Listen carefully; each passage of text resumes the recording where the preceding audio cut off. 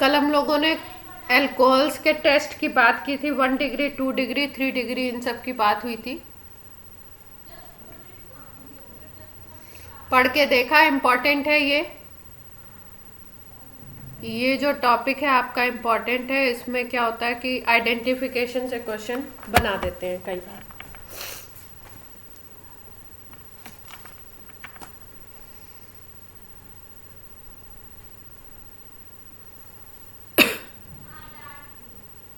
Voice clear है मेरी?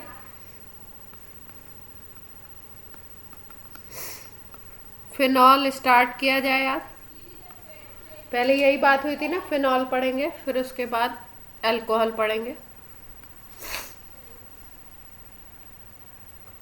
तो फिनॉल में सबसे पहले हम लोग बात करते हैं कि भाई फॉर्मूला तो अभी तक सबको पता ही लग गया होगा। बेंजीन रिंग पे OH अटैच है तो उसको फिनॉल बोलते हैं हम लोग। 2 OH भी हो सकते हैं। इन जनरली उसका इन जनरल नेम फिनॉल होता है। जब इसके साथ मिथाइल लगा था तो क्रिसॉल बोला था। जब कुछ और लगा था तो कुछ और, पायरोगेलॉल, इस तरीके से अलग अलग नेम थे। वो आपके जनरल नेम थे।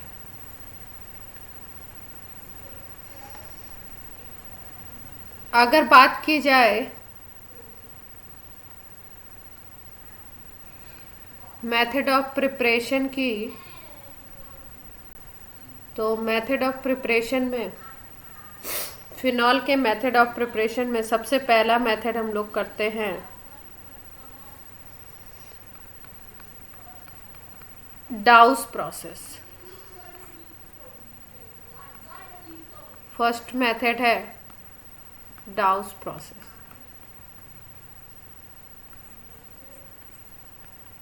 बता चुके हैं आप लोगों को क्या होता है। कोई बताना चाहेगा क्या? हाँ, बेंजाइन रिएक्शन इंटरमीडिएट बना था। जो क्लोरोबेंजीन में हमने पढ़ा था, क्लोरोबेंजीन की प्रॉपर्टीज में, है ना। तो क्लोरोबेंजीन ले लो, ब्रोमोबेंजीन, इस तरीके से आइडोबेंजीन ले लीजिए। NaOH से रिएक्शन करा दिया था। टेम्परेचर हाई था और प्रेशर भी हाई था। अच्छा,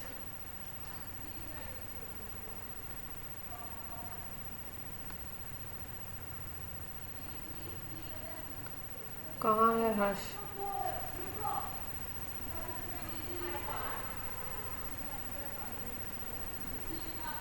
रिक्वेस्ट तो नहीं दिख रही हर्ष की। मीत आ गया क्या क्लास में?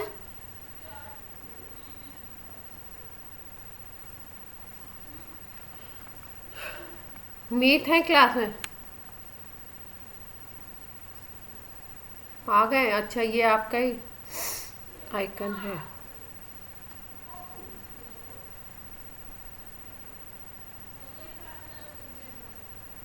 मेरी आवाज क्या सिस्टम की वजह से कुछ आवाज वो रहती है क्या? मतलब मेरी आवाज लेट पहुंचती है क्या? ऐसा कुछ है?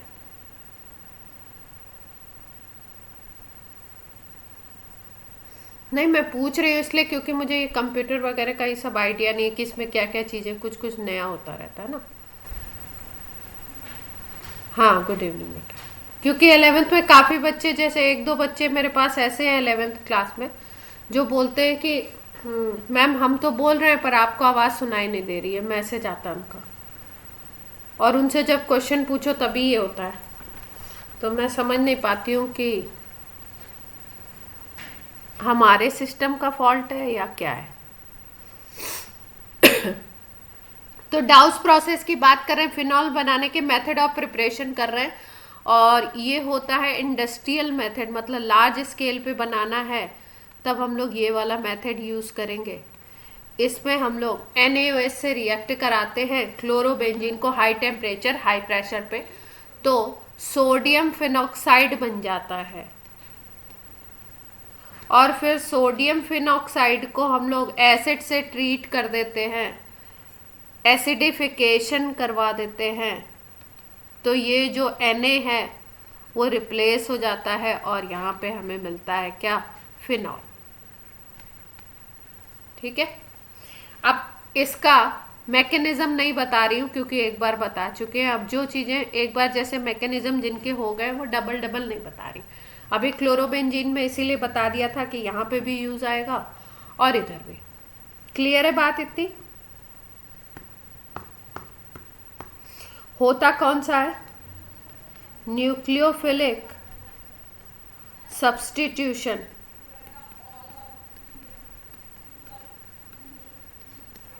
मैकेनिज्म होगा इसमें और फिनॉल बन जाएगा। सेकंड प्रोसेस की अगर हम बात करें तो सेकंड प्रोसेस है इसका बेंजीन सल्फोनिक एसिड से बनाते हैं। बेंजीन सल्फोनिक एसिड का मतलब बेंजीन रिंग, उसके ऊपर SO3H ग्रुप लगा दीजिए, उसको हम बोलते हैं बेंजीन सल्फोनिक एसिड। अब अगर हमारे पास बेंजीन सल्फोनिक एसिड लिया नहीं जाता है, एग्जैक्टली प्रोसेस जो शुरू करते हैं वो बेंजीन से स्टार्ट करते हैं। तो बेंजीन से बनाना है तो बेंजीन ले लिया और इसकी रिएक्शन कराते हैं हम लोग फ्यूमिंग H2SO4 से। फ्यूमिंग H2SO4 को हम लोग ओलियम भी बोलते हैं, H2S2O7। रिएक्शन में फ्यूमिंग H2SO4 लिखा हो, ओलियम लिखा हो या ये लिखा हो, बात एक ही है। ग्रुप कौन सा इंट्रोड्यूस होगा? सल्फोनेशन का ये रिएजेंट है, तो बेंजीन रिंग के ऊपर लग जाता है SO3H। अब ये हमारा रिएक्टेंट है, ये बन गया बेंजीन सल्फोनिक एसिड। और ये रिएक्शन है कौन सा? अगर यहाँ से यहाँ तक बोलो तो ये कौन सा रिएक्शन है? Sulphonation. Sulphonation, nitration, chlorination, halogenation benzene ring पे हो रहे हैं। अगर रिंग पे इनके इन कार्बन्स पे हो रहे हैं तो वो सारे होते हैं इलेक्ट्रोफिलिक सब्स्टिट्यूशन।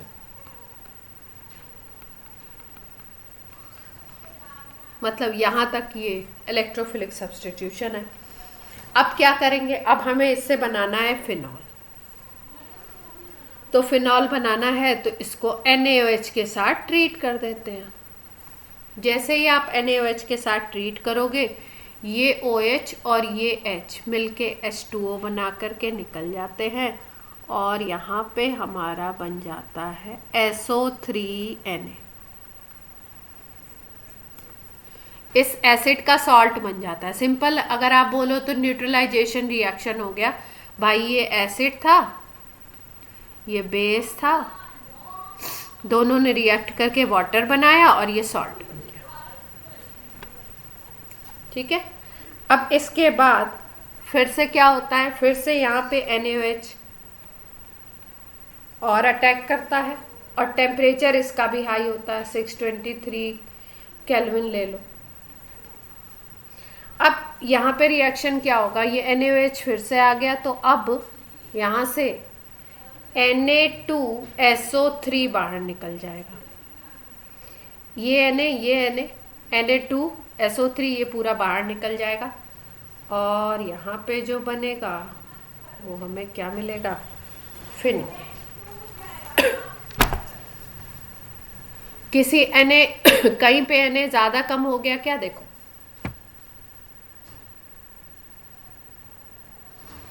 अगर हम बात करें तो फ्यूमिंग H2SO4 से SO3H बन गया था। यहाँ NaOH हमने इंट्रोड्यूस किया। जब NaOH इंट्रोड्यूस किया तो वाटर निकल गया और यहाँ पे Na इंट्रोड्यूस हो गया।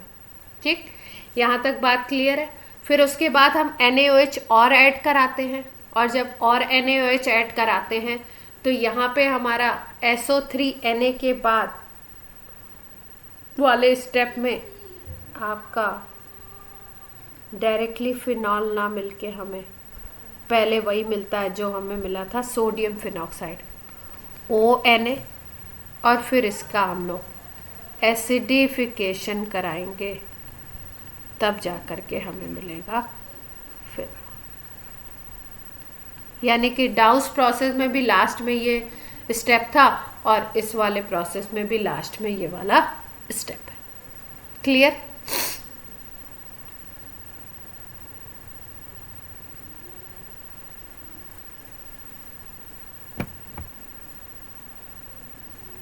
और ये जो स्टेप है जहाँ पे NaOH अटैच हुआ, यहाँ पे H2O भी निकलता है स्टेप में।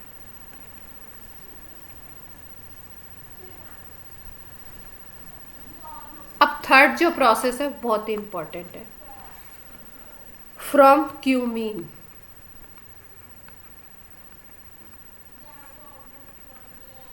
क्यूमीन जो कंपाउंड है, क्यूमीन ये होता है बेंजीन रिंग के ऊपर अगर CH CH3 CH3 इस तरीके से ये ग्रुप अटैच है तो इसको हम बोलते हैं क्यूमीन। इससे बनाते हैं हम, इसका एरियल ऑक्सीडेशन करते हैं। क्यूमीन का करेंगे हम एरियल ऑक्सीडेशन। तो पहले बनाएंगे क्यूमीन। क्यूमीन कैसे बनाते हैं देखो, इसको हम लोग आइसोप्रोपाइल बेंजीन भी बोलते हैं। भाई ये वाला ग्रुप CH3 CH3 इसको आइसोप्रोपाइल बोलते हैं, और ये बेंजीन है तो इसका एक और नाम है आइसोप्रोपाइल बेंजीन या क्यूमीन। इसका क्या करना है हमको, aerial oxidation and followed by acidic hydrolysis. इससे हमें क्या मिलेगा, फिनॉल। ठीक है, अब देखो कैसे कैसे बनाएंगे। क्यूमीन तो हमारे पास डायरेक्टली होता नहीं, तो फिर से वही स्टेप्स कहाँ से शुरू करने हैं, हमें बेंजीन लेना है। बेंजीन के ऊपर हम लोग CH3 CH double bond CH2, ये क्या है, प्रोपीन है ना, प्रोपीन की रिएक्शन कराएंगे H3PO4 की प्रेजेंस में। तो फ्रिडल क्राफ्ट रिएक्शन जैसे हुआ था वही रिएक्शन है ये। फ्रिडल क्राफ्ट में क्या किया था हमने, फ्रिडल क्राफ्ट की अगर बात करो तो फ्रिडल क्राफ्ट में क्या लिया था हमने, मान लो बेंजीन है, अगर हमें CH3Cl यहाँ पे इंट्रोड्यूस कराना है तो यहाँ पे हमने एनहाइड्रस AlCl3 ले लिया था, और ये CH3 ग्रुप यहाँ पे अटैच हो गया था, H निकल गया था H प्लस, और CH3 प्लस क्या हो गया था, अटैच हो गया था इस पर। अगर बेंजीन से टॉलुइन बनाना हो तो ये हम यूज़ कर सकते हैं। ये बात सबको क्लियर है, FC एल्काइलेशन जिसको हम बोल रहे थे, यस और नो। यही रिएक्शन यहाँ पे होगा, यहाँ पे H3PO4 की प्रेजेंस में हम लोग हीट करते हैं, तो ये आपका प्रोपीन है। अब क्योंकि हमें क्यूमीन बनाना है इसलिए हमने ऐसा रिएजेंट लिया, तो होगा क्या, इस H3PO4 से H प्लस मिलेगा हमें, और वो H प्लस इस पे अटैच होगा, हमारा जो प्रोपीन है उस पे।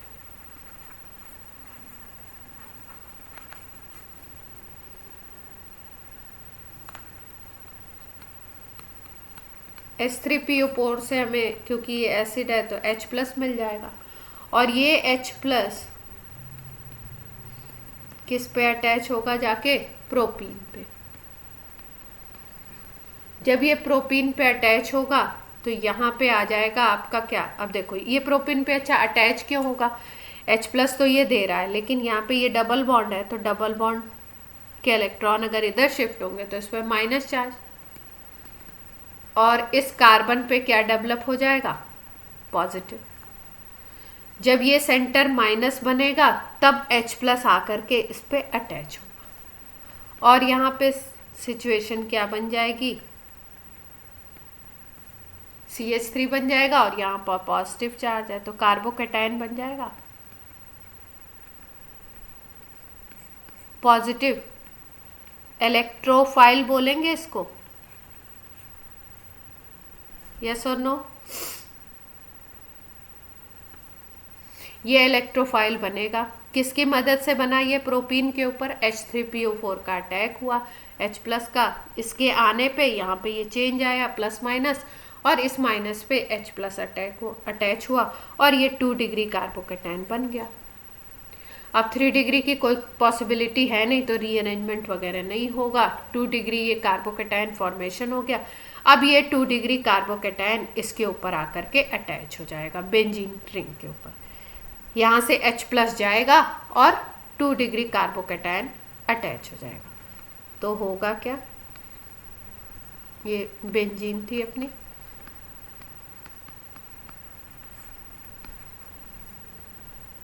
यहाँ पे हमने प्रोपीन लिया था, अब इस पे अटैच हो गया अपना ये ग्रुप। अब हमारी क्या बनी, क्यूमीन, जो हमें रिएजेंट लेना है। अब इसके बाद हम लोग करेंगे एरियल ऑक्सीडेशन। एरियल ऑक्सीडेशन जब करते हैं तो सनलाइट की प्रेजेंस में होता है ऑक्सीडेशन, और आपको बताया था कि ज़्यादातर रिएक्शन जहाँ सनलाइट की प्रेजेंस में होने वाले हैं वो हो जाएंगे फ्री रेडिकल। मैकेनिज्म में क्या बनेगा, फ्री रेडिकल जनरेट होगा। तो फ्री रेडिकल कहाँ पे, यहाँ पे जनरेट होगा और ऑक्सीजन इसमें इंट्रोड्यूस हो जाएगी। ये बेंजीन तो है ही है, यहाँ पे CH, अगर इसको हम लिखें ऐसे तो CH3 ये तो ऐसे का ऐसे ही रहेगा, और यहाँ पे अटैच हो जाएगा OH।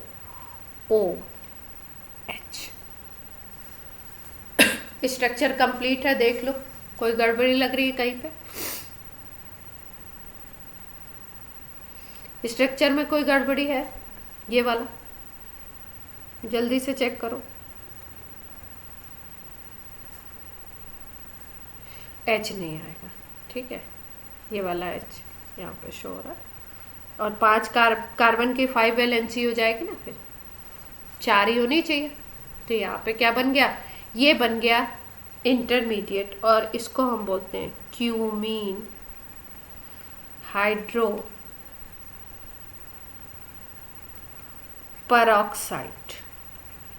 इसमें परऑक्साइड बॉन्ड जनरेट हो जाता है, O सिंगल बॉन्ड O, ये बॉन्ड जनरेट हो गया, इसलिए इसको हम बोलते हैं क्यूमीन हाइड्रो परऑक्साइड। क्लियर।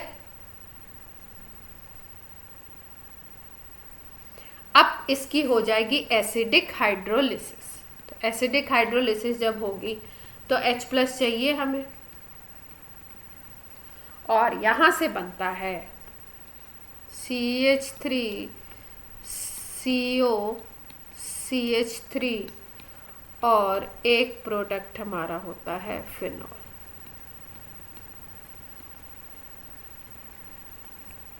अच्छा, रिएक्शन में कई बार पूछा जाता है कि फिनॉल के साथ और दूसरा प्रोडक्ट क्या बनता है, ठीक है। तो फिनॉल के साथ दूसरा प्रोडक्ट क्या बनता है, एसीटोन, इसको बोलते हैं हम लोग एसीटोन। तो ये बाई प्रोडक्ट हो गया, और ये आपका क्या है, मेन प्रोडक्ट या मेजर प्रोडक्ट बोल दो।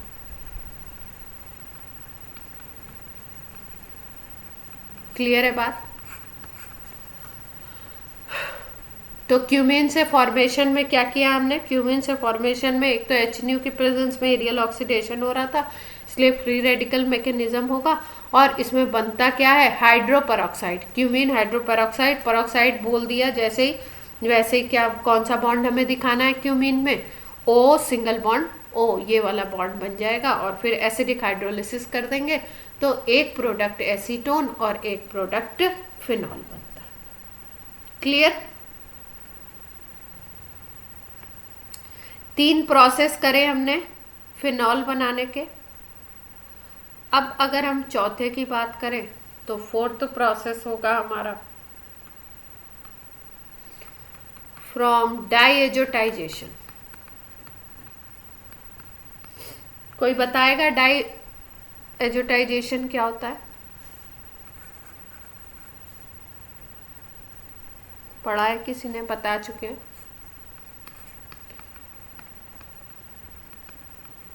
डाइजोनियम सॉल्ट से बनाएंगे हम लोग फिनॉल, ठीक है। डाइजोनियम सॉल्ट क्या था, कैसे बनाया था हमने, शॉर्ट में अगर हम लिख दे तो एनिलीन लेते थे हम लोग, और एनिलीन की रिएक्शन NaNO2 सोडियम नाइट्राइड और HCl से करवाते हैं। टेम्परेचर बहुत ही लो रखते हैं, 0 to 5 डिग्री सेंटीग्रेड। मतलब ये जो रिएक्शन करवाते हैं ना हम लोग, ये आइस में कराते हैं। ठीक है, क्या करते हैं, 2 बीकर ले लेते हैं, उसमें एक में ले लो एनिलीन, ये ठीक है, 2 बीकर लेंगे, दोनों में आइस फिल कर लेंगे और बीच में जगह बना लेते हैं। ठीक है, और इसमें क्या करते हैं, ये NaNO2 और HCl को मिलाते हैं एक टेस्ट ट्यूब में और उसको रख देते हैं इसमें आइस के अंदर। जब ये मिक्सचर पूरा ठंडा हो जाता है, फिर उसके बाद यहाँ से जो एनिलीन जिसको आपने ठंडा कर लिया उसको मिक्स किया जाता है इसमें, तब ये रिएक्शन होता है डायजोटाइजेशन। जैसे आप बोलो कि नहीं फटाफट से एक चीज़ भी अगर गर्म होगी तो ये रिएक्शन नहीं होता। तो बनता क्या है इससे, डायएजोनियम सॉल्ट। अब यहाँ पे पूरा मैकेनिज्म आपको नहीं बता रहे क्योंकि डायजोटाइजेशन का मैकेनिज्म हो चुका है, इसलिए यहाँ पे मैकेनिज्म नहीं बता रहे आपको। सीधे सीधे रिएक्शन बता रहे हैं कि डायएजोनियम सॉल्ट बनाना है तो कैसे बनता है।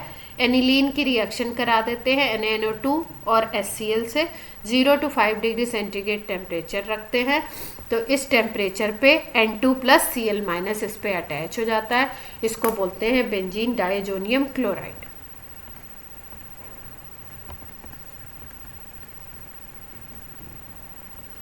अब ये जो बेंजीन डायजोनियम क्लोराइड है, इसकी हाइड्रोलिसिस करा दो, वाटर से ट्रीट कर दो, तो होगा क्या, HCl निकल जाएगा, N2 निकल जाएगी और यहाँ पे OH आकर के अटैच हो जाएगा और बन जाएगा फिनॉल।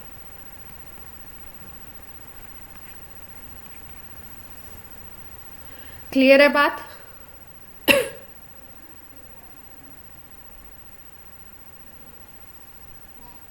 तो कितने प्रोसेस पढ़े हमने, एक क्यूमीन से पढ़ा, उसमें हाइड्रोपरऑक्साइड, प्रोपीन, H3PO4 बन रहे थे, H3PO4 और प्रोपीन को यूज़ किया था क्यूमीन बनाने के लिए। आइसोप्रोपाइल बेंजीन भी बोलते हैं उसको, कार्बोकेटायन के थ्रू बना था ये। फिर उसके बाद हाइड्रोपरऑक्साइड जो बना है वो आपका HNu सनलाइट की प्रेजेंस में है, इसलिए फ्री रेडिकल के थ्रू बनेगा। और उससे फिर हम लोग बना लिए क्या, फिनॉल। एक बेंजीन सल्फोनिक एसिड से बनाया, उसमें क्या किया, पहले सल्फोनेशन कराया ओलियम की प्रेजेंस में, SO3H ग्रुप अटैच हुआ, बेंजीन सल्फोनिक एसिड मिला हमको। उसके बाद हमने उसको NaOH से ट्रीट किया 2 स्टेप में, पहले में SO3Na और दूसरे में ONA बनेगा। फिर उसके बाद उसका फिर से एसिडिफिकेशन या एसिडिक हाइड्रोलिसिस कर देंगे। फर्स्ट प्रोसेस था डाउस प्रोसेस, इसमें NaOH से ट्रीट किया क्लोरोबेंजीन को। तो पहले स्टेप में ONaCl की जगह और दूसरे स्टेप में एसिडिक हाइड्रोलिसिस से OH अटैच हो गया। क्लियर?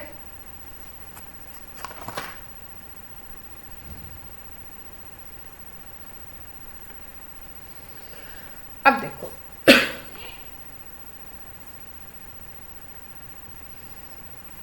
अब हम लोग बात कर लेते हैं थोड़ा सा मैकेनिज्म पे, किस रिएक्शन की, जिसमें फिनॉल बनाया है हमने फ्रॉम क्यूमीन। कैसे कैसे बना, थोड़ा सा इसकी मैकेनिज्म को देख लेते हैं, क्या क्या कैसे कैसे इंट्रोड्यूस हुआ। देखो क्यूमीन था हमारे पास, क्यूमीन हमने बना लिया फर्स्ट स्टेप में। क्यूमीन बनाने के बाद अब ऑक्सीजन इस पे जा कर के ऑक्सीजन से रिएक्शन होना है। तो ऑक्सीजन से रिएक्शन होना है, O2 है, फ्री रेडिकल मैकेनिज्म है, तो ये इलेक्ट्रॉन पेयर इधर जाएगा और ये इलेक्ट्रॉन पेयर आपका इधर, फ्री रेडिकल OO क्रिएट होगा।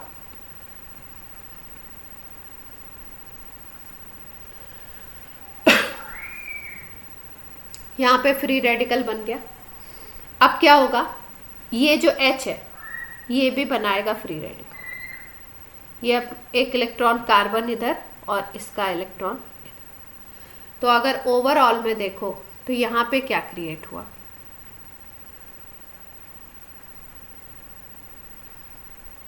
इस कार्बन को यहाँ पे लिख लेते हैं और CH3 को इधर लिख लेते हैं।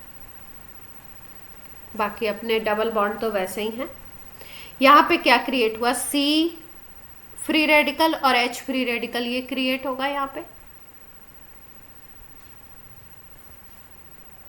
और अगर बात करें तो यहाँ से हमें क्या क्या मिल गया, O फ्री रेडिकल और O फ्री रेडिकल। इतनी बात समझ आती है सबको, फ्री रेडिकल कौन कौन से बने।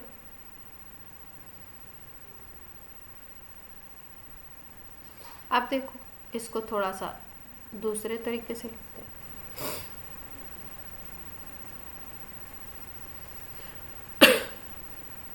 ये C फ्री रेडिकल था, ये O यहाँ पे एक बॉन्ड तो रहेगा ही, और ये जनरेट हो गया दूसरा फ्री रेडिकल, यहाँ पे H फ्री रेडिकल है।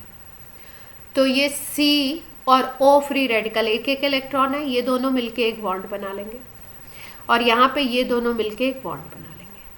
तो क्रिएट क्या होगा, वही हाइड्रोपेरोक्साइड।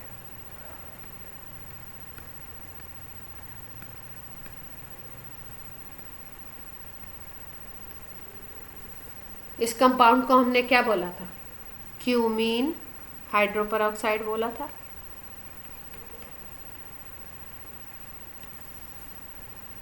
क्लियर है बात।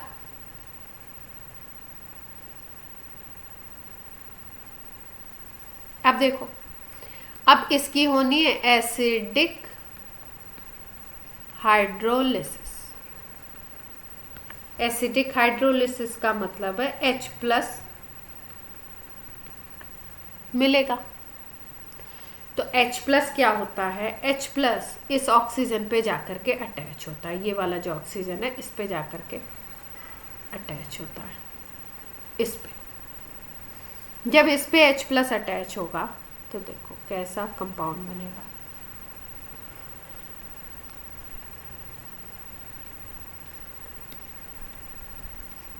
बाकी सब तो सेम टू सेम है। ऐसे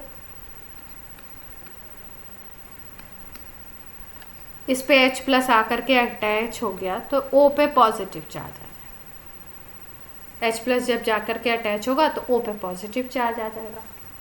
और ऐसी स्पीसीज जब भी बनती है कभी, तो ये जो अपना पॉजिटिव चार्ज ख़त्म करना चाहता है, तो अगर ये पॉजिटिव चार्ज ख़त्म करना चाहता है तो क्या होगा, ये H2O निकालेगा अपने अंदर से। इससे H2O निकलना है तो यहाँ पे पॉजिटिव चार्ज है, तो ये अपने इस इलेक्ट्रॉन को लेकर के अलग हो जाएगा। और यहाँ से क्या रिमूव होगा इस स्टेप पे, H2। जब यहाँ से ये H2O अलग हो जाएगा तो इस पे नेगेटिव चार्ज आ जाएगा क्या, O पे। इतनी बात समझ आती है।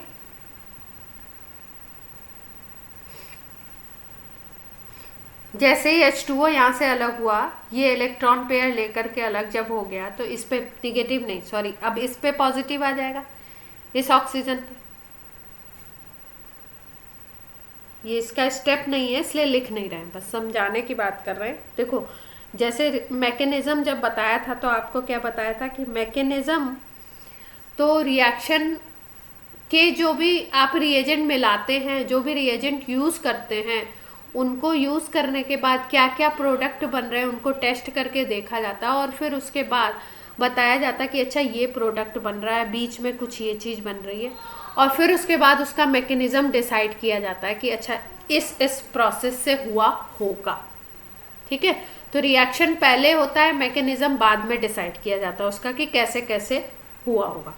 तो इसमें यहाँ पे होता क्या है कि इस पे पॉजिटिव चार्ज डेवलप होता है।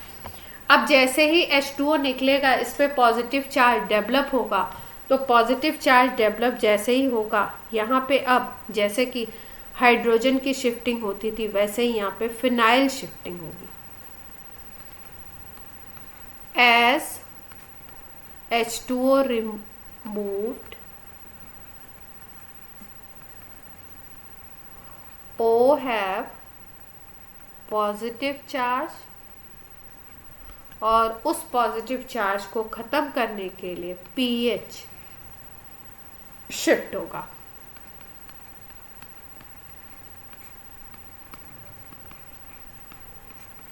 फिनाइल की शिफ्टिंग होगी, जैसे हम लोग हाइड्राइड शिफ्टिंग की बात कर रहे थे ना, कहीं कहीं पे हाइड्राइड शिफ्टिंग हो रही थी स्ट्रक्चर को स्टेबलाइज करने के लिए, वैसे ही इस रिएक्शन में फिनाइल शिफ्टिंग होती है। और फिनाइल शिफ्टिंग जब होगी, पीएच माइनस जब शिफ्ट होगा, तब उसके बाद इसका स्टेबल प्रोडक्ट आएगा। अब देखो होगा क्या, इस फिनाइल को यहाँ से शिफ्ट होना है किसके ऊपर, इसके ऊपर, यहाँ इस ऑक्सीजन पे शिफ्ट होगा, तो कैसा स्ट्रक्चर बनेगा। अब इसके बाद ये कार्बन है, ये ऑक्सीजन, इस पे आ गया फिनाइल ग्रुप अटैच हो गया, मतलब C6H5 आकर के इस पे अटैच हो गया। यहाँ CH3, यहाँ CH3। अब जब आप देखो इस स्ट्रक्चर पे इसको आपने शिफ्ट कर दिया इस ऑक्सीजन पे, तो इसकी एक वैलेंसी फ्री हो जाएगी, तो इस पे पॉजिटिव चार्ज आ जाएगा क्या इस कार्बन पे। देखो सीक्वेंशियल रिएक्शन क्या हो रहा है, क्यूमीन में हाइड्रोजन फ्री रेडिकल बना, कार्बन फ्री रेडिकल बना, फिर ऑक्सीजन में O2 में ऑक्सीजन फ्री रेडिकल जनरेट हुए, इनके थ्रू ये ऑक्सीजन OO परऑक्साइड बॉन्ड के थ्रू यहाँ पे इंट्रोड्यूस हो गए। यहाँ तक क्लियर है। फिर एसिडिक हाइड्रोलिसिस हुई, उससे H+ मिला, वो इस O पे अटैच हो गया, और जैसे ही O पे अटैच हुआ, O पे पॉजिटिव चार्ज आ गया, फिर H2O निकलने का ट्राई करेगा, और H2O जैसे ही निकलेगा इस इलेक्ट्रॉन पेयर को लेके निकलेगा, तो यहाँ पॉजिटिव डेवलप होगा। जब यहाँ पे पॉजिटिव डेवलप होता है तो स्ट्रक्चर को स्टेबलाइज करने के लिए यहाँ से फिनाइल शिफ्टिंग होती है, ये पीएच माइनस शिफ्ट होता है और पीएच माइनस इस पे अटैच हो जाता है। जब पीएच माइनस इस पे जाकर के अटैच हो जाएगा फिनाइल ग्रुप, तो ये कार्बन की एक वैलेंसी कम हो जाएगी, इसकी वजह से अब इस पे पॉजिटिव चार्ज आ जाएगा। क्लियर है बात यहाँ तक। अब इसके बाद वाटर मॉलिक्यूल फिर से पिक्चर में आएगा, और वाटर मॉलिक्यूल यहाँ पर जाकर के फिर से अटैच होगा। अब वाटर का ऑक्सीजन जब अटैच होगा अपने लोन पेयर को देते हुए, ये लोन पेयर अपना देगा और अटैच होगा, तो आगे क्या बनेगा देखिए, यहाँ पे CH3, ये तो ऐसे ही रहने वाला है, इसको पीएच लिख देते हैं। अब यहाँ पे अटैच हो जाएगा वाटर, इसने अपना एक लोन पेयर दे दिया है और यहाँ पे अटैच हो गया। ठीक, अब जब लोन पेयर दे करके ये अटैच हुआ ये ऑक्सीजन, तो इस पे पॉजिटिव चार्ज डेवलप होगा, और अब क्या होगा, यहाँ से फिर से हाइड्रोजन एलिमिनेट होगा, H+ यहाँ से फिर से एलिमिनेट हो जाएगा। जब H+ एलिमिनेट होगा तो कैसे एलिमिनेट होगा, अपने इलेक्ट्रॉन पेयर को दे करके एलिमिनेट होगा। जब इलेक्ट्रॉन पेयर को दे करके H+ एलिमिनेट होगा, तो सिचुएशन क्या बनेगी यहाँ पे,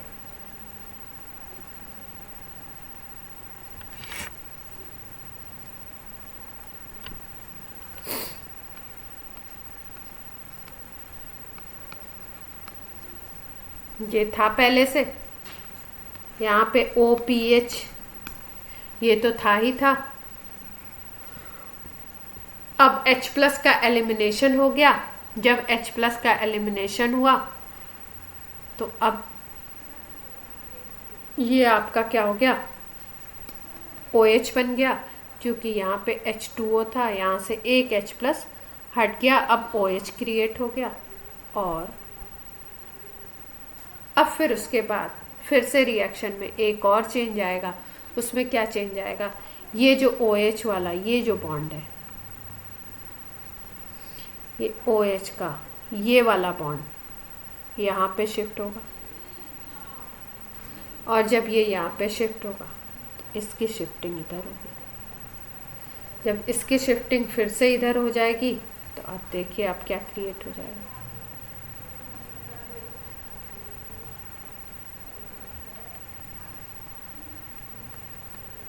यहाँ पे OH बन जाएगा और ये बॉन्ड यहाँ पे डबल बॉन्ड बन जाएगा। ये H प्लस इस पे अटैच हो जाएगा। भाई आप बोलोगे यहाँ पे तो पीएच और ओ ही है ना, यहाँ पे पीएच और ओ है, मतलब C6H5 और ओ है, तो फिनॉल कैसे बन गया?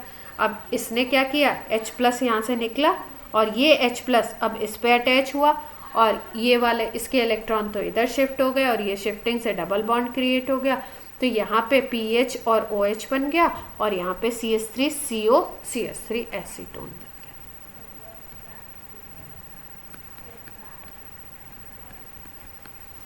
तो मैकेनिज्म थोड़ी सी घुमाऊ है, लेकिन स्टेप बाय स्टेप याद रखेंगे। ठीक है, क्या करना है, हाइड्रोपेरोक्साइड बनाइए, फिर उसके बाद फिर H प्लस ऐड कराइए, फिर H2O रिमूव करिए, H2O रिमूव करने के बाद फिर यहाँ पे फिनाइल शिफ्ट कर दीजिए, फिनाइल शिफ्ट करने के बाद पीएच आपका इधर अटैच हो जाएगा और जब पीएच इधर अटैच हो जाएगा इस कार्बन पे पॉजिटिव, फिर से H2O एक और ऐड करवा दो और जैसे ही H2O ऐड करवाओगे फिर से H प्लस निकलेगा और H प्लस निकलने के बाद यहाँ पे एक स्पीसीज बनेगी जिसमें इस ग्रुप के साथ OH लग जाएगा और जब इसके साथ OH लगेगा तो फिर यहाँ से H प्लस निकलेगा और वो इस पोर्शन पे अटैच होगा और यहाँ पे डबल बॉन्ड क्रिएट करेगा। क्लियर?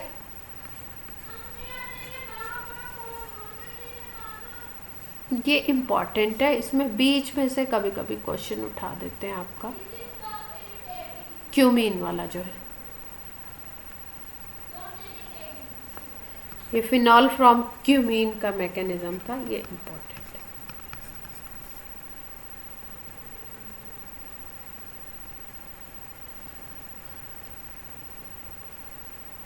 है। डेली क्लास में मुझे लग रहा है 1 या 2 मैकेनिज्म तो हो रहे हैं, क्या कहते हो, या ज़्यादा हो रहे हैं?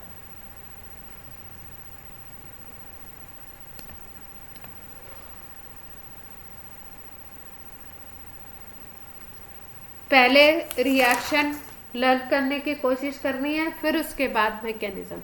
मतलब पहले तो आपको प्राइम में क्या याद होना चाहिए, प्राइम में आपको ये याद होना चाहिए कि भाई फिनॉल जो क्यूमीन से बना रहे हैं उसके स्टेप्स क्या हैं, स्टेप्स याद होने चाहिए क्या क्या बना, और फिर उसके बाद आपको मैकेनिज्म, जब आपको रिएक्शंस याद हो जाए तब मैकेनिज्म याद करने की कोशिश कीजिए।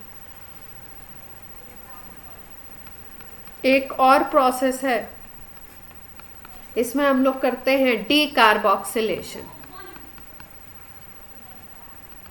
डीकार्बोक्सिलेशन का मतलब होता है CO2 का रिमूवल।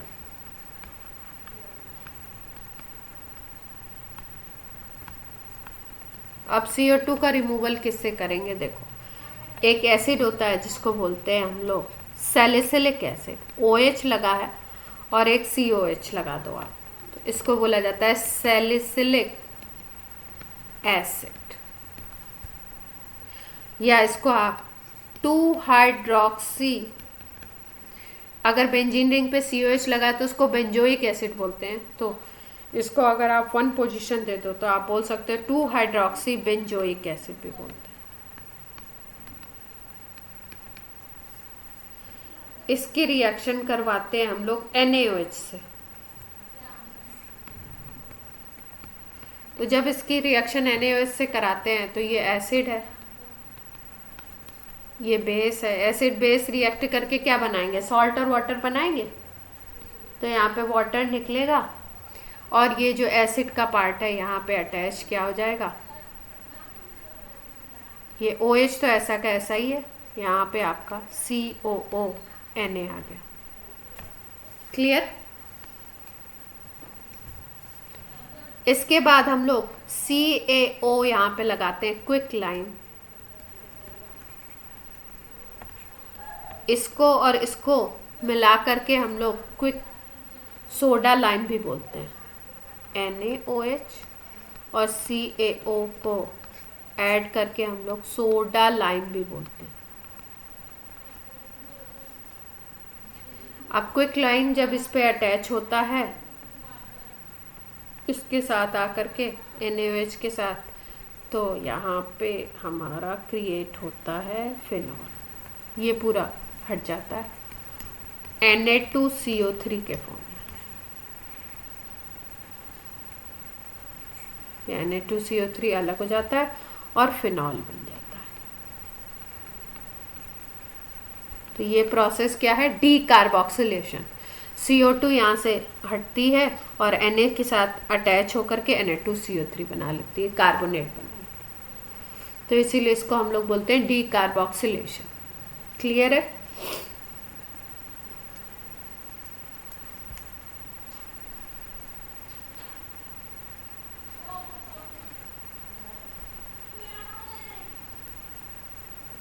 अब ये थे method of preparation of phenol.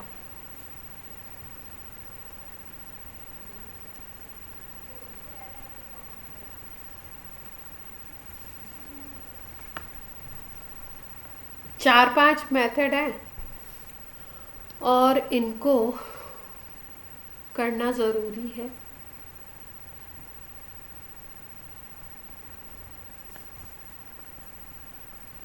अब देखो, अब हम लोग कर रहे हैं प्रॉपर्टीज। प्रॉपर्टीज में आज हम लोग एसिडिक नेचर को ही डिस्कस करेंगे केवल। सबसे ज़्यादा इम्पॉर्टेंट है और बहुत पूछा जाता है। कैसे कैसे एसिडिक नेचर, कौन सा ग्रुप लगाओगे तो एसिडिक नेचर बढ़ेगा, कौन सा लगाओगे तो कम होगा, ये पूछा जाता है।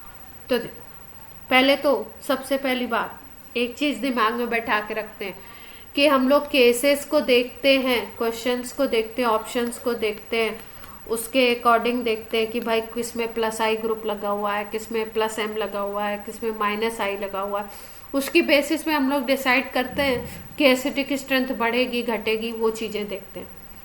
लेकिन जो लास्ट इक्विपमेंट होता है हमारे पास, जो लास्ट टूल होता है एसिडिक स्ट्रेंथ को देखने का, वो होता है या तो के वैल्यू, अगर क्वेश्चन में के वैल्यू पता हो आपको, या pKa पता हो। के वैल्यू एसिड के लिए कांस्टेंट होता है और ये एसिड का कांस्टेंट अगर हाई है तो स्ट्रांग होगा एसिड। और pKa के लिए बोलते हैं pKa, क्योंकि माइनस लॉग ऑफ Ka होता है, तो इसको हम बोलते हैं कि अगर pKa की वैल्यू लोएस्ट है तो वो क्या होगा? स्ट्रांग एसिड होगा। मतलब अगर अच्छा एसिड बताना है तो उसका pKa क्या होना चाहिए? कम होना चाहिए। और अगर Ka की बात करो तो Ka हाई होना चाहिए, डिसोसिएशन कांस्टेंट उसका हाई होना चाहिए। ये लास्ट टूल है। लेकिन कुछ कंपैरेटिव स्टडी करी गई है तो उसकी बेसिस पे आपसे पूछा जाता है क्वेश्चंस कि कैसे कैसे क्या क्या है। अगर हम लोग कंपेयर करते हैं, एक्सपेरिमेंटली भी देखा गया कि अगर कार्बोक्सिलिक एसिड ले लो तो सबसे ज़्यादा एसिडिक ही है, उसके बाद फिनॉल्स आते हैं, उसके बाद थर्ड नंबर पे आता है वाटर, फिर लास्ट में आता है अल्कोहल। अल्कोहल में भी जो हाइड्रोजन साइड वाला होता है वो एसिडिक होता है, लेकिन उसका एसिडिक नेचर बहुत कम है।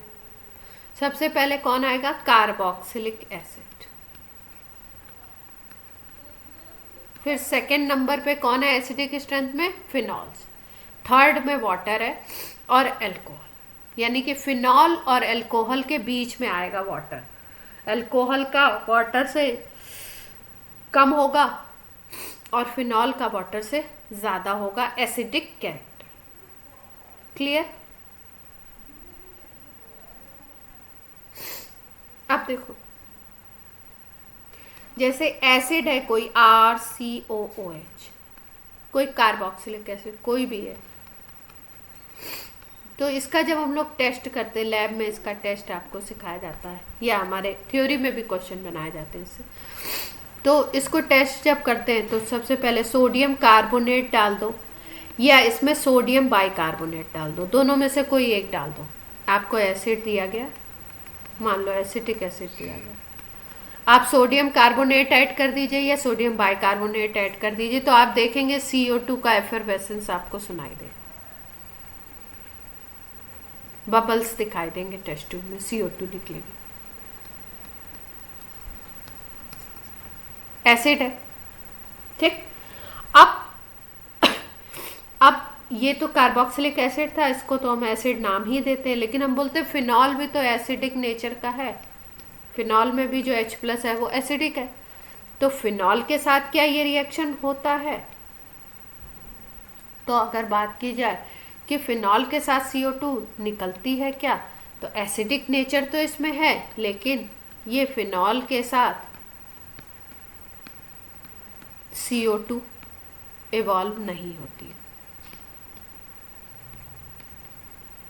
तो अगर आपसे कोई डिस्टिंग्विश करने के लिए टेस्ट पूछा जाए तो आप बता सकते हैं कि कार्बोक्सिलिक एसिड में आप सोडियम कार्बोनेट, बाइकार्बोनेट या बाइकार्बोनेट डालो तो CO2 की एफरवेसेंस दिखाई देती है, सुनाई देती है आपको।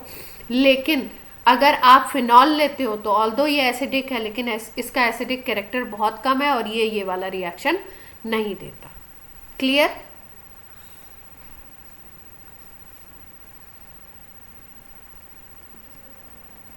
अब बात करते हैं हम लोग एसिडिक नेचर होता कैसे है, क्यों होता है, उसकी बात करना। तो फिनॉल का अगर स्ट्रक्चर देखो,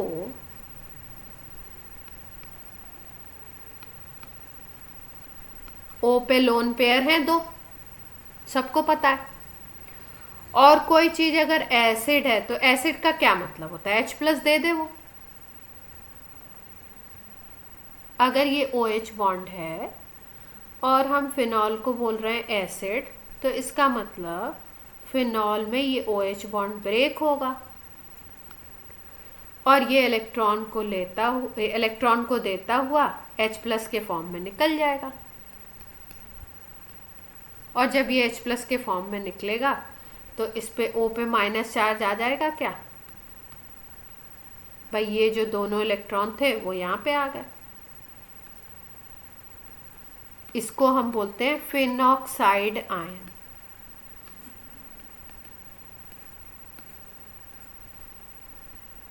ठीक है, अब ये फिनॉक्साइड आयन बन गया। ये फिनॉक्साइड आयन में होता क्या है कि ये अच्छा खासा इसमें रेजोनेंस होता है और ये रेजोनेंस के थ्रू स्टेबलाइज होता है। तो आपको पता है अगर कोई चीज़ रेजोनेंस के थ्रू स्टेबलाइज हो गई तो वो स्टेबल अगर प्रोडक्ट बन गया तो अब वो H प्लस से फिर से रिएक्ट करके रिवर्स ऑर्डर में फिनॉल तो नहीं बनाएगा। तो ये फिनॉक्साइड अलग और H प्लस अलग, इसका मतलब क्या है कि ये जो फिनॉल है ये क्या है? एसिडिक है। क्लियर है बात? H प्लस दे रहा है वही एसिडिक बात है, लेकिन यहाँ पे क्या होता है कि ये रिएक्शन कभी कभी हमें रिवर्सिबल भी दिखता है। तो रिवर्सिबल तो दिखता है, लेकिन ज़्यादातर केसेस में ऐसा है, ज़्यादातर नहीं, ऐसा देखा गया कि ये जो फिनॉक्साइड है ना इसकी स्टेबिलिटी बहुत ज़्यादा है। अब आप बोलोगे रेजोनेंस तो इसमें भी होगा, फिनॉल में भी। एसिडिक कैरेक्टर तो हम समझ गए कि H प्लस दे रहा है और जो बाकी स्पीसीज बन रही है वो स्टेबलाइज हो जा रही है, तो ये स्टेबलाइज है फिनॉक्साइड, इसलिए H प्लस अलग रहेगा और ये एसिडिक नेचर शो करता रहेगा। ठीक है भाई, लेकिन फिनॉल H प्लस दे ही क्यों रहा है? क्योंकि ये भी रेजोनेंस स्टेबलाइज है। जब रेजोनेंस से इसकी स्टेबिलिटी है तो H प्लस क्यों दे रहा है? ठीक है, ये क्वेश्चन आता है कि इन दोनों में ज़्यादा स्टेबल कौन है? Why phenol is acidic, or you can say why, or which is more stable by resonance, phenol और फिनॉक्साइड है। क्वेश्चन समझ में आया क्या पूछा जा रहा है?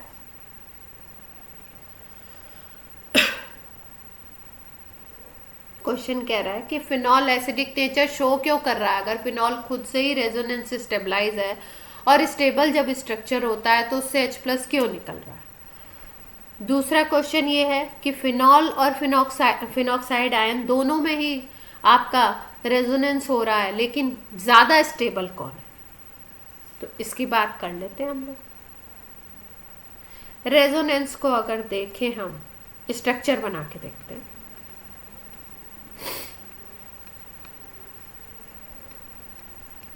ये फिनॉल है।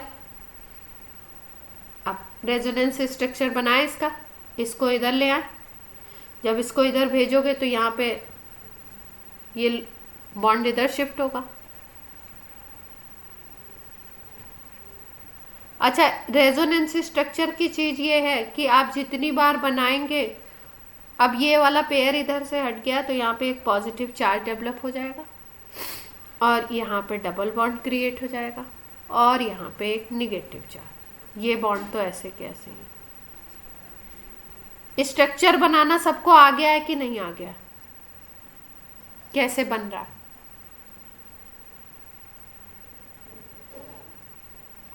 जितनी बार भी आप बनाएंगे, मतलब बार बार इसको प्रैक्टिस करोगे तब आपको पक्का होगा। 2-4 बार में ही समझ में आता है कि स्ट्रक्चर बनते कैसे हैं। पहले तो जब हम लोग भी पढ़ते थे तब टीचर बना देता था तो उस समय तो समझ आ जाता था। बाद में जब हम इलेक्ट्रॉन घुमाते थे तो हमें समझ ही नहीं आता था।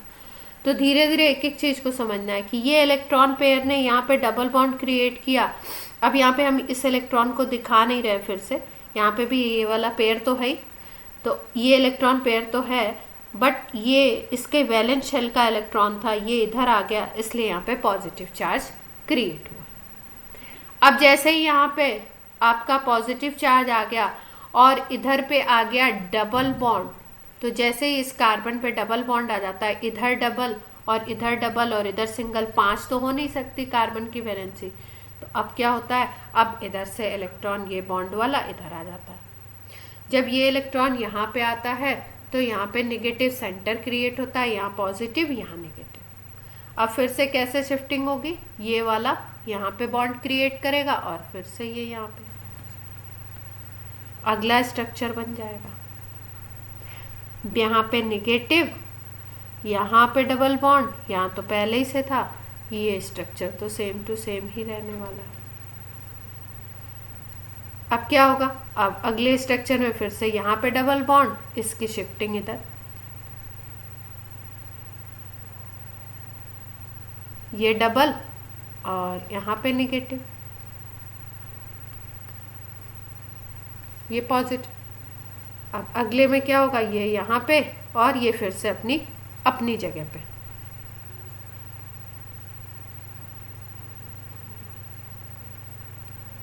अब यहाँ पे फिर से हम लोन पेयर 2 दिखा देते हैं, ये डबल बॉन्ड, ये तो कितने स्ट्रक्चर बन गए अगर हम देखें इसके, तो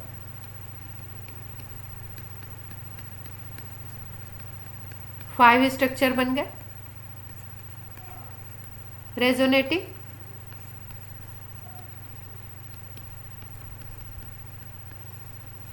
सब लोग सुन पा रहे हैं?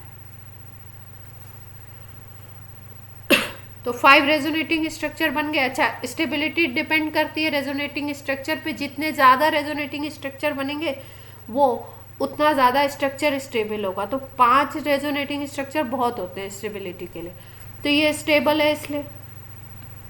अब फिनॉक्साइड आयन की बात कर लेते हैं, तब कंपेयर करते हैं, फिनॉक्साइड बनाते हैं। फिनॉक्साइड को अगर देखो तो फिनॉक्साइड आयन ये था, 2 तो लोन पेयर और 1 नेगेटिव चार्ज, ये चीज़ थी। अब इसमें भी वही होना है, ये मान लो यहाँ आ जाता, ये 2 इलेक्ट्रॉन अगर यहाँ पे आ जाते हैं। अब देखो, ये नेगेटिव चार्ज था ना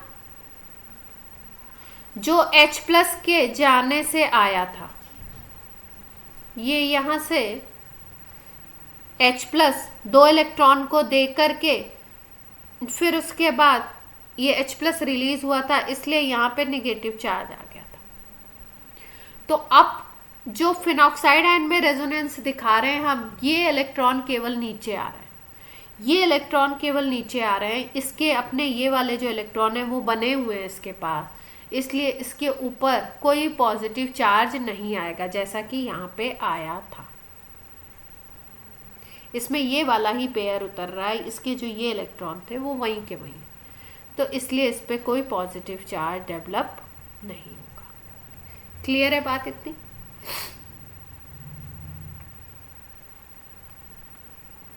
ये वाले इलेक्ट्रॉन इसके पास है। अब यहाँ जैसे ही डबल बॉन्ड क्रिएट होगा फिर से इस पे प्रेशर, और इस पे जैसे ही प्रेशर आएगा फिर यहाँ नेगेटिव चार्ज, वही कहानी सेम टू सेम।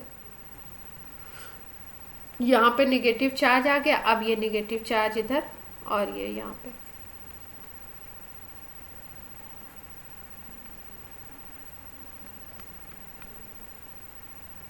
ये डबल बॉन्ड और यहाँ नेगेटिव, ये तो है ही है। अब ये नेगेटिव फिर से यहाँ और ये यहाँ। स्ट्रक्चर उसी तरीके से बनाना है। बेसिक डिफरेंस क्या है, बस यहाँ पे जो डबल बॉन्ड आया इस पे कोई चार्ज नहीं है। अब क्या होगा, यहाँ डबल बॉन्ड क्रिएट हो जाएगा इस पोजीशन पे और यहाँ पे नेगेटिव। फिर से अगर यहाँ पे आप ले जाते हो इसको तो ये फिर क्या होगा, शिफ्ट हो जाएगा यहाँ पे।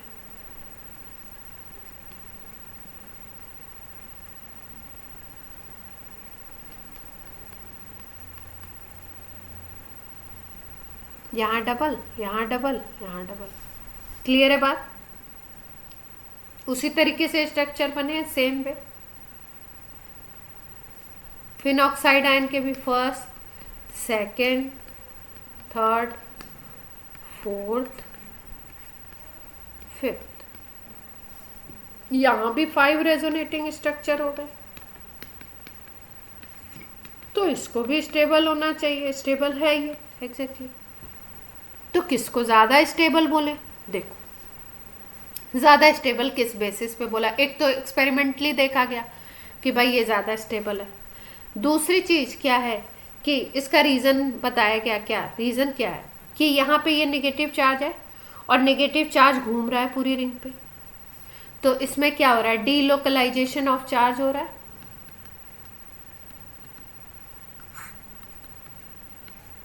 और चार्ज जितना घूमेगा, मतलब चार्ज जितना डिस्ट्रीब्यूट होगा, उतना ही स्ट्रक्चर स्टेबल होगा। तो अब आप बोलेंगे चार्ज तो इसमें भी डिस्ट्रीब्यूट हो रहा है, फिनॉल में भी। फिनॉक्साइड को हम ज़्यादा स्टेबल बोलते हैं इन कंपैरिजन टू फिनॉल। इस रेजोनेटिंग स्ट्रक्चर सेम बन रहे हैं, 5 इसमें भी 5 इसमें भी, और फिनॉक्साइड आयन में को हम ज़्यादा स्टेबल बोल रहे हैं। यहाँ पे डिस्ट्रीब्यूशन ऑफ चार्ज हो रहा है, यहाँ पे क्या हो रहा है, यहाँ पे भी देखते हैं। यहाँ पे देखो एक चीज़ है, यहाँ पे negative charge positive charge, negative positive, negative positive. तो ये जो स्ट्रक्चर है ना, इसमें क्या होगा चीज़, ये भी स्टेबलाइज है, लेकिन इसमें क्या होगा, ये नेगेटिव चार्ज और ये पॉजिटिव चार्ज एक दूसरे को अट्रैक्ट करेंगे और ये हमेशा क्या होगा, कन्वर्ट होने की कोशिश करेगा। मतलब ये हमेशा इस स्ट्रक्चर में कन्वर्ट होने की, चार्ज को ख़त्म करने की कोशिश करेगा। क्यों? क्योंकि इसमें क्या है, पॉजिटिव और नेगेटिव दोनों चार्जेस हैं। चार्ज सेपरेशन दिखाई दे रहा है यहाँ पे, इसको बोलते हैं चार्ज सेपरेशन। चार्ज सेपरेशन जब अलग अलग तरीके के पॉजिटिव नेगेटिव दो तरीके के चार्जेस हैं, तो ये बार बार एक दूसरे से अटैच होके इस स्ट्रक्चर में कन्वर्ट होना चाहते हैं। ठीक है, इसलिए इसकी स्टेबिलिटी कम होती है।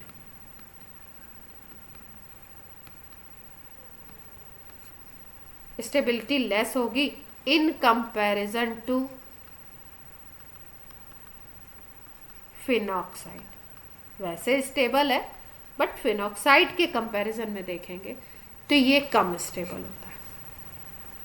ये वाली स्पीसीज ज़्यादा स्टेबल है, ये ज़्यादा स्टेबल है, मोर स्टेबल। तो अगर ये ज़्यादा स्टेबल है तो आपको एसिडिक कैरेक्टर में आपको बताया ही था कि मान लो H एसिड है, या H+ और A- दे रहा है। अगर ये स्पीसीज स्टेबल हो गई तो इसका मतलब ये अच्छा एसिड है, क्योंकि ये स्टेबल हो गई तो ये H+ से जुड़ करके फिर से Ha नहीं बनाएगी, तो H+ रिलीज रहेगा, तो इसका मतलब ये अच्छा एसिड है। ये बात क्लियर हुई सबको?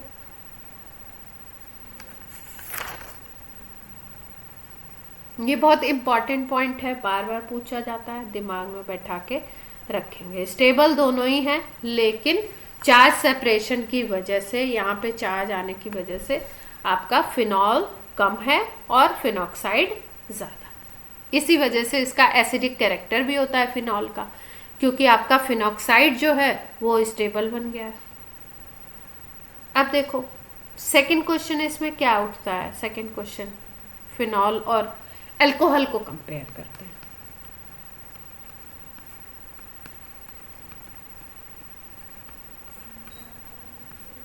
कि इसका एसिडिक स्ट्रेंथ को आप कैसे कंपेयर करोगे।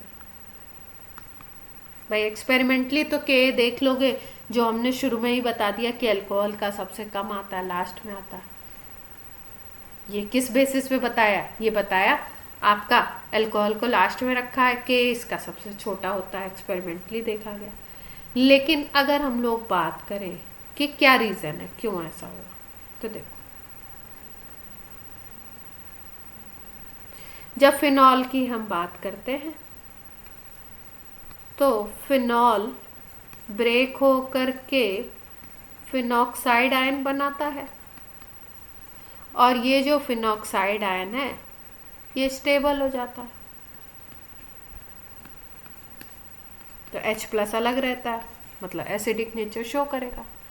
लेकिन अगर अल्कोहल की बात करो तो अल्कोहल से जब H+ निकालोगे तुम, तो यहाँ पे बनता है RO-, इसको बोलते हैं एल्कोक्साइड आयन। ये जो एल्कोक्साइड आयन है ना, इसमें तो कुछ ऐसी कंडीशन ही नहीं है कि यहाँ पे किसी तरीके का रेजोनेंस स्टेबलाइजेशन है।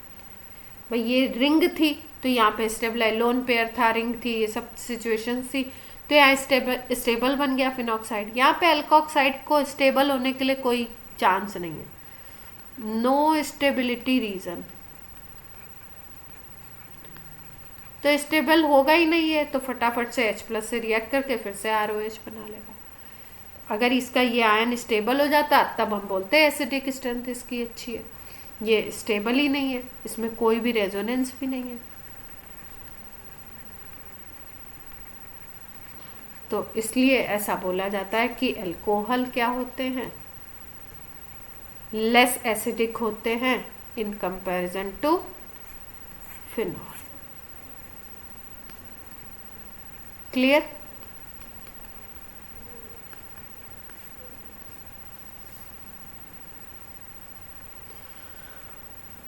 अब देखो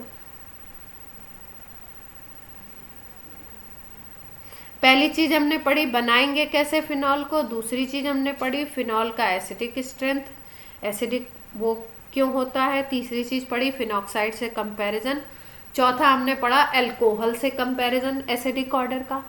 अब पांचवा हम पढ़ रहे हैं जो फेवरेट क्वेश्चन है, नीट में भी जेई मेंस में भी क्वेश्चन कई बार देते हैं कि फिनॉल के ऊपर अगर आप कोई ग्रुप लगाते हो तो एसिडिक स्ट्रेंथ पे क्या फर्क पड़ता है। इससे क्वेश्चन खूब बनते हैं।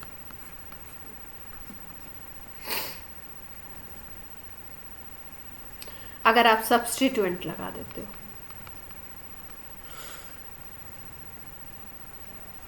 ऑन फिनॉल, अब देखो ये अपना प्यारा फिनॉल। अच्छा क्लास में कौन कौन है जरा बता दो जल्दी से, कौन कौन प्रेजेंट है। प्रांजल है, अभिनव है, अनुकृति है, हर्षित है, आर्ची है, तोषित, हर्ष है, आयुष कहाँ गए, आयुष है, अच्छा चलो ये फिनॉल था हमारा। अब फिनॉल पे हम कोई ग्रुप अटैच करते हैं, कोई भी ग्रुप मान लो,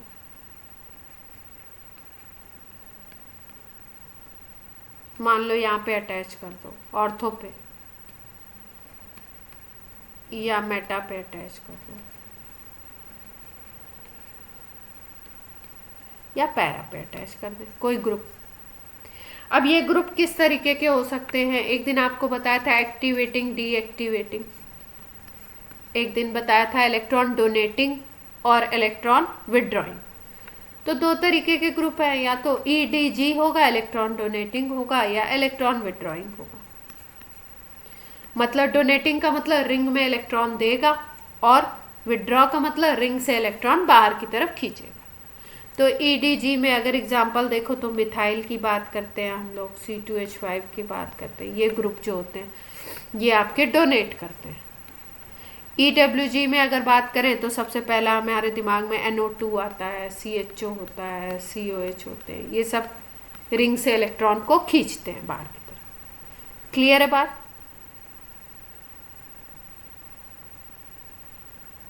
अब देखो एसिडिक स्ट्रेंथ पे कैसे इफेक्ट कोई डालेगा।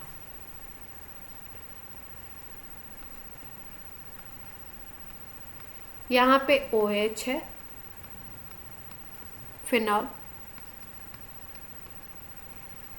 अब इस फिनॉल पे सपोज हमने अटैच करा दिया किसको, पहले NO2 को अटैच करा देते हैं। ठीक, NO2 को जब अटैच कराओगे तो NO2 को अटैच कराओगे तो होगा क्या, देखो NO2 इलेक्ट्रॉन को पुल करेगा रिंग से,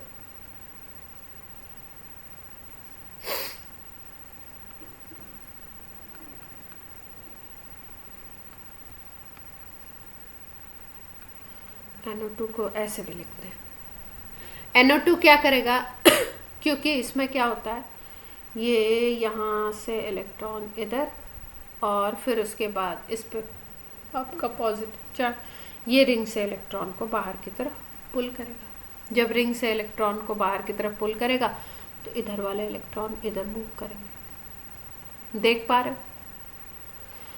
तो चार्ज कहाँ से कहाँ जाएगा? अगर हम बात करें कि इस फिनॉल से H+ निकल गया है,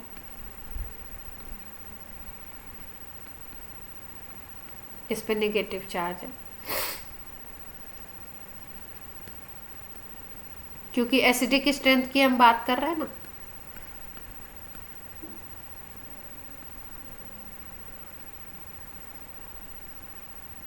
इसने यहाँ पुल किया, इसने यहाँ पुल किया, ये यहाँ पे पुल हो गया। तो इलेक्ट्रॉन अगर आप देखो तो चार्ज कहाँ से कहाँ जा रहा है, चार्ज इधर से इधर की तरफ मूव कर रहा है, बाहर की तरफ जा रहा है। और हमने ग्रुप कौन सा लगाया, NO2। NO2 कैसा, इलेक्ट्रॉन विदड्रॉइंग ग्रुप। तो ये इलेक्ट्रॉन को क्या कर रहा है, पुल कर रहा है। तो इसका मतलब नेगेटिव चार्ज डिस्ट्रीब्यूट हो रहा है। पहले नेगेटिव चार्ज यहाँ पे था, अब नेगेटिव चार्ज कहाँ जा रहा है, इधर से इधर शिफ्ट हो रहा है, इधर से इधर शिफ्टिंग, इधर से इधर हो रही है नेगेटिव चार्ज की। तो कभी भी अगर नेगेटिव चार्ज की शिफ्टिंग होती है ज़्यादा, मतलब डिस्ट्रीब्यूशन चार्ज का, अगर नेगेटिव नहीं कोई भी चार्ज, अगर चार्ज का डिस्ट्रीब्यूशन होता है मोर,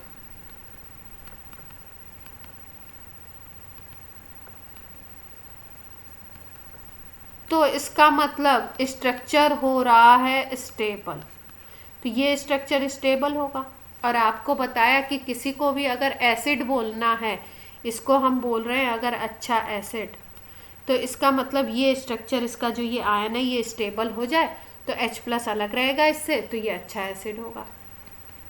तो इस स्ट्रक्चर में क्योंकि ये इलेक्ट्रॉन विदड्रॉइंग ग्रुप इलेक्ट्रॉन को पुल करता है, तो चार्ज का डिस्ट्रीब्यूशन होता है यहाँ से इधर की तरफ, तो इसका मतलब चार्ज डिस्ट्रीब्यूशन अच्छा है। और चार्ज जब भी डीलोकलाइज होगा, डिस्ट्रीब्यूट होगा, फैलेगा, तब क्या होगा, स्ट्रक्चर स्टेबल होगा। तो ये स्ट्रक्चर स्टेबल बनता है। ठीक, और ये स्ट्रक्चर स्टेबल बनेगा, इसका मतलब कि अगर आप EWG लगाते हो इसके ऊपर, मतलब फिनॉल के ऊपर आपने EWG को इंट्रोड्यूस किया, तो एसिडिक स्ट्रेंथ इंक्रीज करेगी। ये रूल भी याद रखेंगे, और क्यों इंक्रीज कर रही है ये भी याद रखेंगे। क्यों? क्योंकि NO2 इधर से इलेक्ट्रॉन को पुल कर रहा है, तो इलेक्ट्रॉन चार्ज डिस्ट्रीब्यूट हो रहा है, यहाँ माइनस था अब इधर आ गया, जो चार्ज फैल रहा है तो स्ट्रक्चर स्टेबल बनेगा, और स्ट्रक्चर स्टेबल बनेगा तो आपका H+ अलग रहेगा। इसका मतलब ये अच्छा एसिड है, तो एसिडिक स्ट्रेंथ बढ़ेगी। क्लियर? तो मोटी मोटी बात क्या याद रखेंगे कि अगर आप फिनॉल पे EWG यानी इलेक्ट्रॉन विड्रॉइंग ग्रुप ऐड करते हो तो एसिडिक स्ट्रेंथ इंक्रीज करती है। अब दूसरा केस देखें। सेकेंड केस क्या है? भाई फिनॉल के ऊपर कोई ऐसा ग्रुप लगा दो, जैसे मान लो तुमने मिथाइल लगा दिया। अब मिथाइल क्या होता है? मिथाइल आपका +I ग्रुप होता है, आपको पता है। +I ग्रुप का मतलब है जो इलेक्ट्रॉन देगा। तो अब इलेक्ट्रॉन इधर से इधर जाने लगे ना। यहाँ तो पहले से ही इलेक्ट्रॉन बने हुए थे, मान लो इसको तुम बना दो, एसिड बना दो।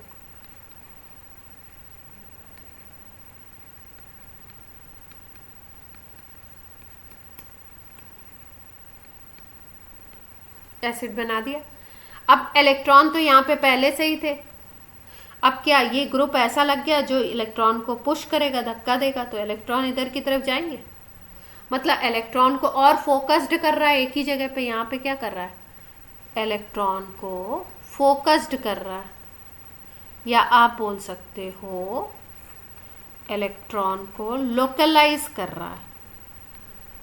और स्टेबिलिटी के लिए लोकलाइज का मतलब एक ही जगह पे रोक रहा है। तो स्टेबिलिटी के लिए लोकलाइजेशन नहीं चाहिए, डीलोकलाइजेशन चाहिए। चार्ज जितना जितना फैलेगा उतना स्टेबल होगा। तो इसका मतलब जब CH3 ग्रुप लगा दिया तो ये चार्ज को इसी सेंटर पे भेज रहा है, तो जब इधर भेज रहा है, पुश कर रहा है, तो यहाँ और चार्ज फोकस्ड हो जाएगा, तो स्टेबिलिटी डिक्रीज हो जाएगी। ये बात सबको समझ आ रही है? नहीं आ रही है? बता दो भाई। और अगर स्टेबिलिटी डिक्रीज हो रही है इसकी, तो H+ से फटाफट से रिएक्ट करेगा। इसका मतलब क्या है कि एसिडिक स्ट्रेंथ डिक्रीज करेगी। तो जब आप EDG ऐड करोगे, डोनेटिंग ग्रुप, तो एसिडिक स्ट्रेंथ कम होगा।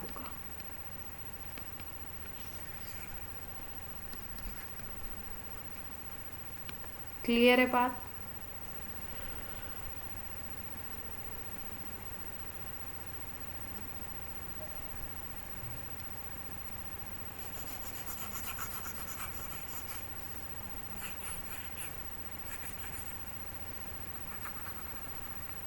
टाइम बोल दीजिए।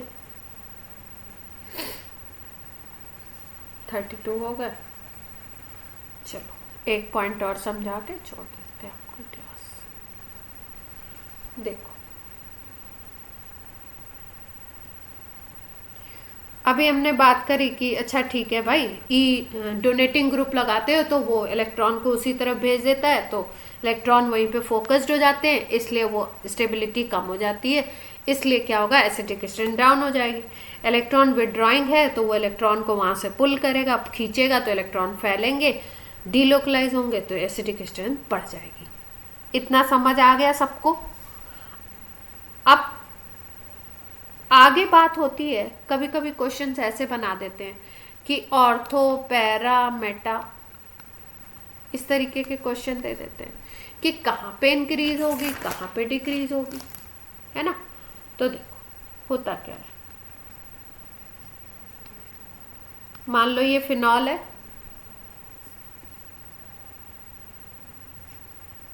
आप एक बार NO2 को यहाँ पे लगा दो,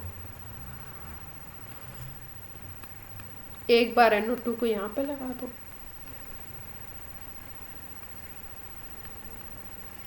और एक बार NO2 को पैरा पे लगा दो।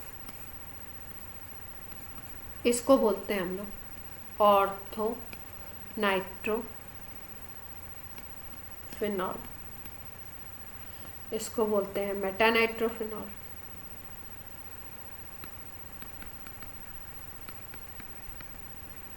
ये हो गया पैरा नाइट्रोफिनॉल। अब पूछ रहे हैं कौन एसिडिक ज़्यादा है। एसिडिक स्ट्रेंथ का ऑर्डर पूछ रहे। तो देखो इतनी बात तो सबको समझ में आ रही है। अगर फिनॉल भी दे देते तो इतनी बात तो सबको समझ आ रही है कि फिनॉल के ऊपर इलेक्ट्रॉन विड्रॉइंग ग्रुप लगा दिया NO2 तो एसिडिक स्ट्रेंथ बढ़ेगी। मतलब अगर फिनॉल ए पे है, ये बी है, ये सी है, ये डी है, तो ए पे एसिडिक स्ट्रेंथ क्या होगी? सबसे ज़्यादा कम होगी, और इनकी बी सी डी की डेफिनेटली ए से ज़्यादा होगी। इतने बात सबको समझ आती है कि एक का कम होगा बी से भी, सी से भी और डी से भी, क्योंकि यहाँ NO2 को इंट्रोड्यूस किया। अब बात हो रही है ऑर्थो और पैरा की, ऑर्थो और मेटा की। किस पोजीशन पे क्या सीन बनेगा? देखो, अगर हम बात करें ऑर्थो पोजीशन की, अगर हम बात करें पैरा पोजीशन की, तो ऑर्थो और पैरा जो पोजीशन है ना, वहां पे इफेक्ट ज़्यादा देखने को मिलता है, क्योंकि जो चार्ज डेवलपमेंट होता है वो ऑर्थो और पैरा पे ही होता है। और मेटा पोजीशन पे इसका इफेक्ट कम देखने को मिलता है। क्यों? क्योंकि अगर बात की जाए कि NO2 ग्रुप कैसा है, NO2 जो ग्रुप है वो कैसा है, अगर रिंग के ऊपर अटैच है, तो NO2 आपका -I की तरह भी काम करता है और +-M की तरह भी काम करता है। -I का मतलब है कि इलेक्ट्रॉन इसको खींचना अपनी तरफ, -M का मतलब है कि रिंग से इलेक्ट्रॉन को खींचना।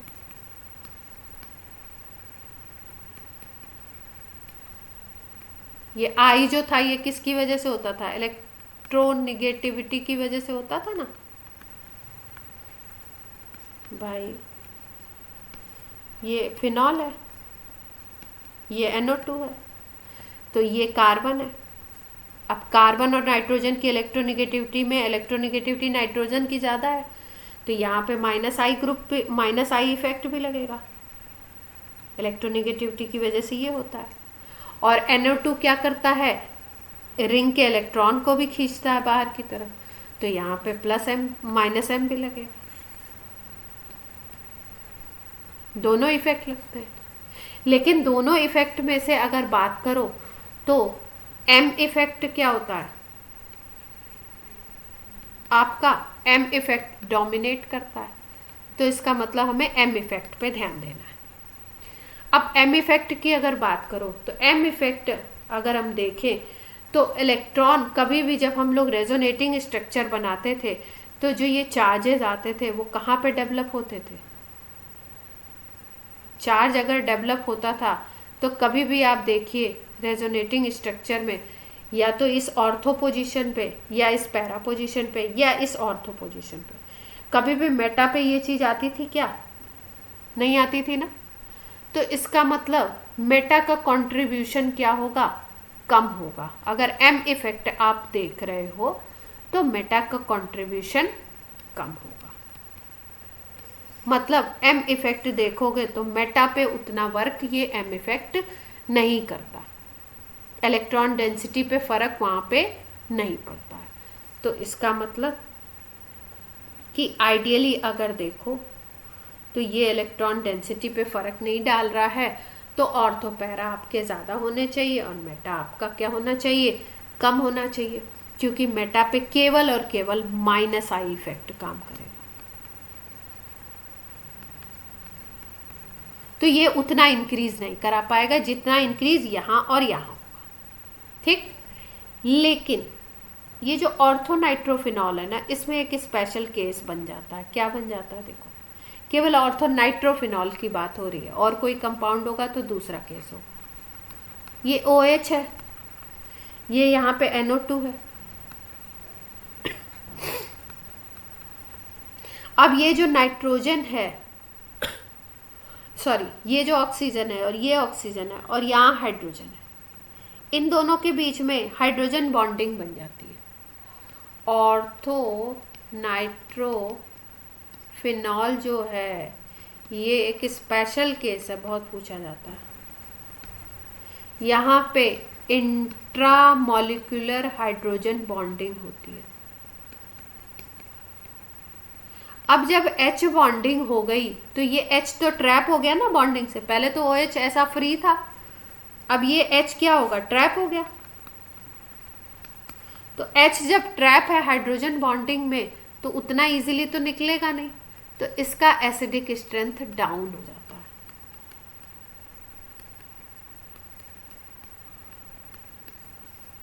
क्लियर है?